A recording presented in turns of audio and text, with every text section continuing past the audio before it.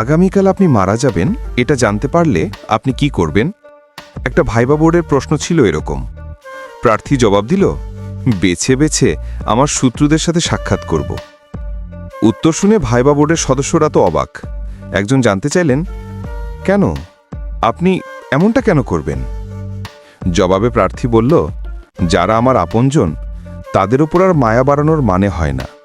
তাতে তাদের আর আমার কষ্টই বাড়বে। এর বদলে আমার প্রতি যাদের রাগ, তাদের সাথে একটু ভালো ব্যবহার করলে শেষ সময়ে তারাও হয়তো আমার জন্য দোয়া আর আশীর্বাদ করবে। ব্যাপারটা গুরুত্বপূর্ণ। আপনার সব কাজ যেন নিজের জন্য না হয়। কিছু কাজ শত্রুর কথা ভেবেও করুন, তাতে আখেরে আপনারই লাভ। যে লোকটা আপনার বানান ভুল ধরে, সে আপনার লেখার প্রশংসাকারীর চেয়ে কম গুরুত্বপূর্ণ নয়। তার ভয়ে সঠিক বানান লিখুন, আপনার লেখার মান বেড়ে যাবে। প্রতিটা অর্জনের চেষ্টার পেছনে শত্রু থাকলে সেটা দ্রুত পাওয়া যায়। শত্রুদের সম্পর্কে সতর্ক থাকুন, কিন্তু তাদেরকে ঘৃণা করবেন না। একটা মানুষ যখন আপনাকে গালি দেয়, তখন সে আপনার কাছ থেকেও একটা পাল্টা গালি শোনার জন্য অপেক্ষা করে থাকে। আপনি গালি দিয়ে দিলেন তো শেষ, ব্যাপারটা চূড়ান্ত নোংরামি হয়ে গেল, আর তার উদ্দেশ্য সফল হলো।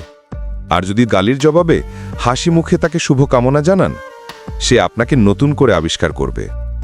কাউকে তর্কে হারানো মানেই জয়ী হওয়া নয়, কখনো কখনো অন্যের যুক্তি মেনে নেওয়াই প্রকৃত বিজয়। আমি যখন কিছু লিখি, তখন সহমত কমেন্ট দেখলে খুশি হই, তবে কেউ যৌক্তিকভাবে দ্বিমত দিলেও অখুশি হই না। সমালোচকদের ভালোবাসুন, দিন শেষে তারা আপনাকে নিয়ে ভাবতে বসে যাবে। এটা পরীক্ষিত সত্য।